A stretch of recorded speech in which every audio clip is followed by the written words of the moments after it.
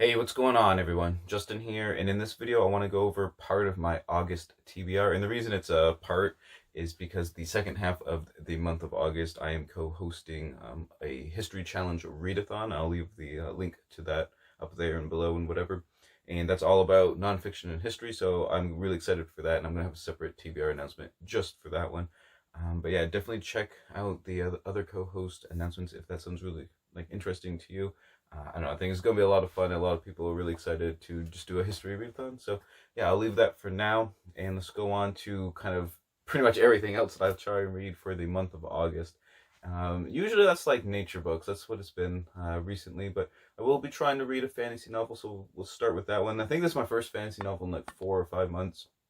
I know it's like shame on me. I have like literally a whole section of fantasy stuff, and of course I'm not even continuing on with the series. I'm just starting a new one. I'm going to be doing Catherine Ardens' Bear and the Nightingale.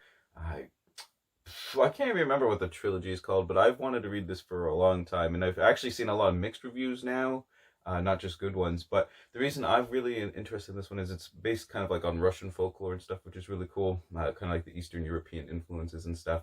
But the whole concept of like winter being like a main focus of this trilogy, because it's in the wilderness of like the Russian steppe or whatever. It's kind of like me. I was kind of planning on reading like the second and third book like in the dead of winter and doing like a silly blog where I'm like reading where it's like zero, literally like below zero or like a blizzard outside or something. I don't know. I don't know why that got in my head, just because I live in northern Maine. There's nothing else to do in the winter time. So I'm not, like I said, I don't really know going into it if I'm actually gonna like it or not. But I really want to like it, and it sounds interesting. Like I said, I kind of I don't know, a fantasy. It's not a retelling, but it's just heavily inspired by like Russian and Eastern European folklore in kind of like the Russian wilderness setting. And it just sounds really cool to me. So that's why I'll be reading that one in August, and hopefully I like it, because last time I didn't like a fantasy book, Oathbringer. Um, I didn't read another fantasy book for like 3 months, so hopefully that one is really good. All right, now for a Warhammer book. I've been trying to read like one or two Warhammer books each month. This one I'm going to go with, since I bought Valdor, I might as well go with it. Valdor, Birth of the Imperium by Chris Raitt. And this is all about Valdor Constantin, who is the Captain General of the Legio Custodes, who are like the bodyguards of the Emperor Mankind. And I think the setting of this one is actually in between like Dark Knight and the beginning of the Great Crusade, if you kind of know the time period of Warhammer lore, I guess. So it takes place like a little bit right before like a lot of the Horus Heresy stuff is like really happening.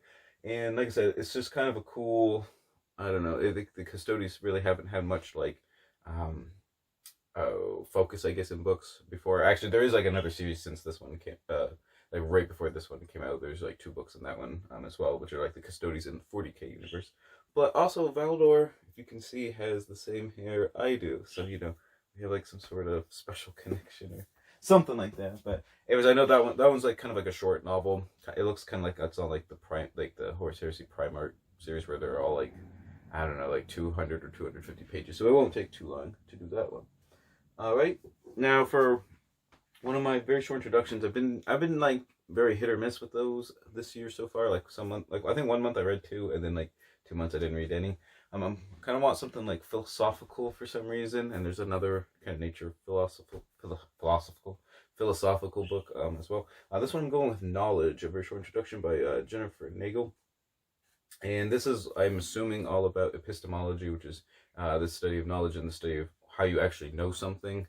I guess like what is truth per se, but it's a lot more complicated than that. And I'm hoping, I guess I haven't done. I don't think I took epistemology in college because they didn't offer, but like I think I did like a big section on it in like my logic course or something like that. But anyways, it'd be kind of good to get like a big refresher in this whole like field of epistemology, because I haven't read it in what 8 or 9 years. So I don't know, for some reason I just wanted something philosophical, and I picked out this one. Now for some of the nature books, one that's kind of tangentially philosophical is John Gurek's A Fly Rod of Your Own. And apparently he's got like 20 books or 15 books or something, but they're all kind of like fly fishing, but also like musings and stuff kind of together. And one of my favorite books of 2018 was A Naturalist Goes Fishing by James McClintock, and I really enjoyed that one. And I was like, after I read that one, I was like, oh, I gotta read more kind of like, not like hook and bullet stuff, but like fishing stories that have like other elements to them. Because I love that book because it had blended like biology and ecology and conservation with like his like fishing stories and stuff. So I'm hoping this one's kind of like the same idea, but it's probably not going to focus as much on the sciencey stuff, but more like kind of like on just like daily life and philosophical musings and how to like live well or something.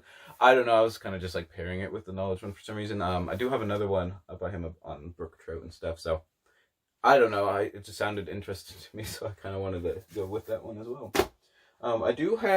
I picked up 2 books on writing about nature because I don't know. I like subliminally I keep seeing all these things like on Twitter and on Instagram of people writing in like all their works in progress. I'm like, I don't have a work in progress.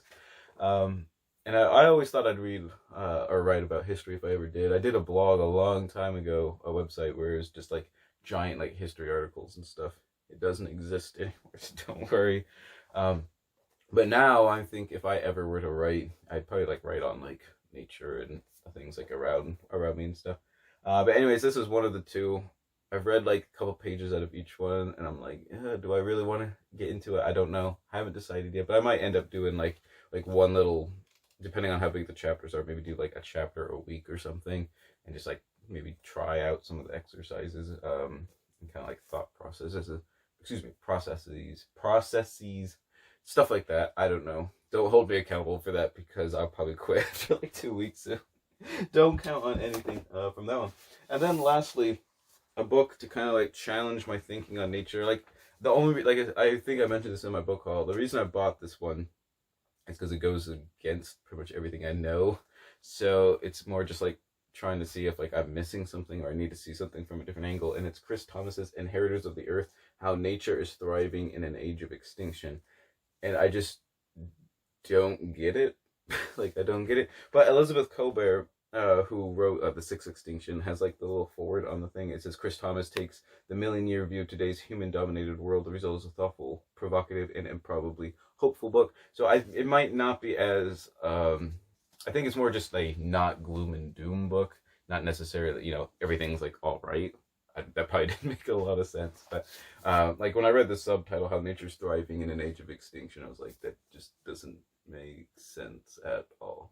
So I'm hoping the book is not like some weird pseudoscience type thing, because there are a few species that are doing very well in basically the wake of like humanity's destruction on the planet, but overall that's a very small percentage of like kind of the biosphere. So anyways, I'm gonna read this book just to see if it like I'm missing something, or just it's always good to just kind of like challenge your thought processes. So why do I keep saying thought processes? Like I don't know why I'm saying that, but challenging like your views and assumptions and stuff to make sure you're getting the whole picture, everything like that. So there you have it. Those are the books I'm going to be reading that are not related to history, because I will, like I said, I will have a TBR specifically for my history challenge TBR, probably in like a week or 2. Still haven't decided fully on exactly which books I'm going to be picking for that. But like I said, definitely encourage you to check out that announcement if you're inclined to read history. So thank you all for watching. Don't forget to like, comment, subscribe. Tell me what your favorite book in the month of August that you plan on reading is. I'm always on the lookout for more recommendations and stuff. Check out the Instagram, all the plugs, and the Twitter and Etsy shop, everything like that. And always remember, whatever you end up reading in August, read victoriously.